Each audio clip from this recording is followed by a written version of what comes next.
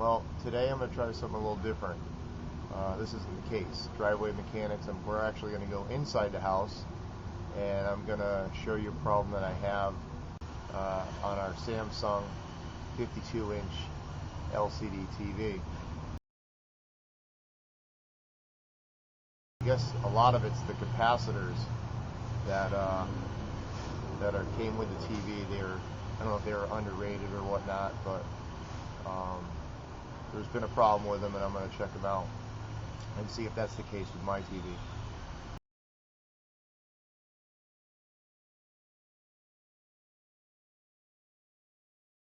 I am by no means licensed as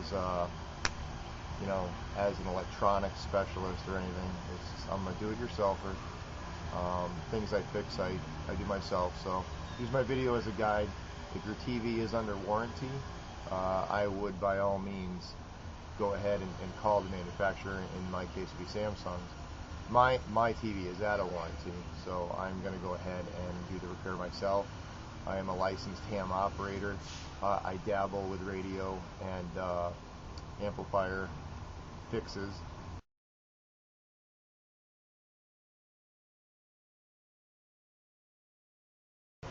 I'm not sure if you're aware, capacitors are basically a storage device. They do hold a charge, and be aware of that, because even if you unplug your TV, the capacitor still might have a charge on it, and you will get zapped.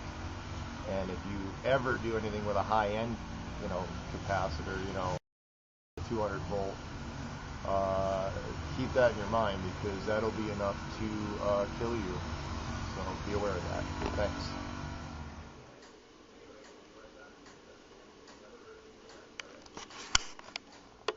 Okay, we successfully managed to get the TV off the wall, and using the dining room table as a workbench, which just about covers the workbench, we're going to start the project. And even our cat Brady is hanging around to help us out.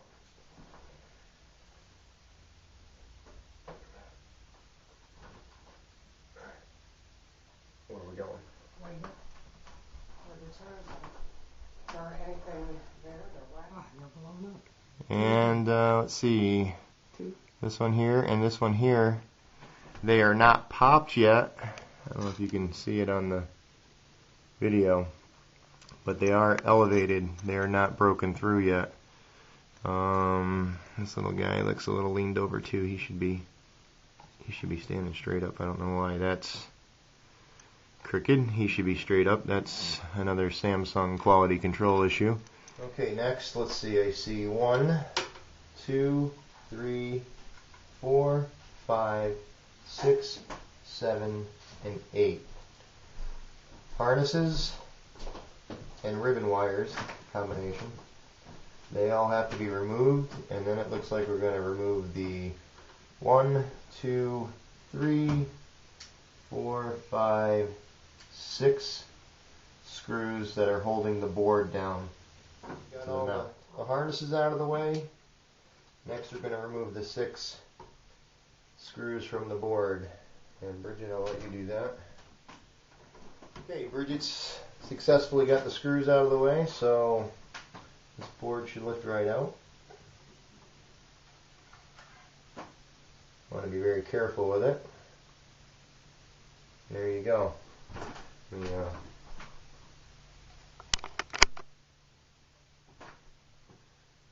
Let's see, there's the one board right there. The back of the board.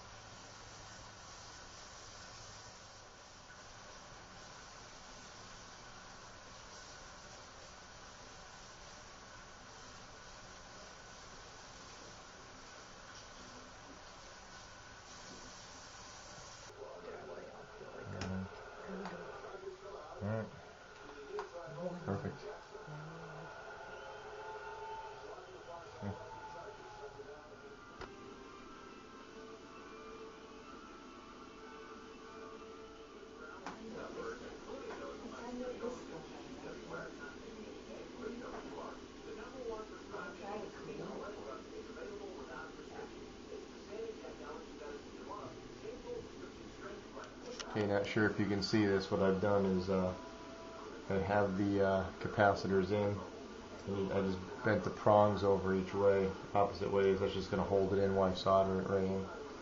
And what I showed you before is just to make sure that the short end is the negative side and you're putting it in the board correctly at the negative side.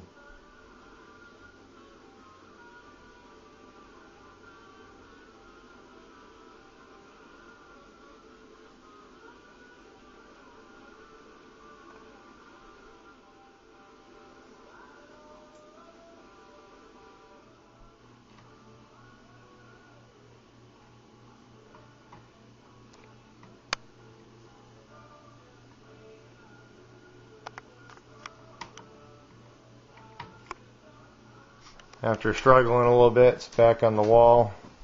Wires aren't tucked yet, but let's see what we got here.